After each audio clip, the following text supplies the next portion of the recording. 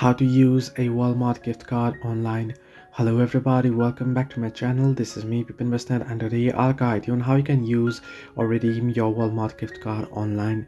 Now the process itself is quite simple and quite easy, so let me guide you through. You can easily redeem your Walmart gift card on the Walmart website or on the Walmart application. You can head into your browser and head into walmart.com, as I've done so on my device here. As you can see on the screen, you want to make sure you're logged into your account. Once you're logged in, you want to tap on the three horizontal line icon at the left hand side of the screen at the top left, and here you can see various options. You want to head into the option that says accounts. Once you head into accounts, you'll get various options here. You want to scroll down and you can see wallet option, and you can see add a payment method. You want to tap on it. Once you tap on it, it'll give you credit, debit card, and you can see the gift card option. You want to tap on the gift card option, then enter in your card number, pin, and gift card nickname and such, and then tap on save card, and it'll be redeemed.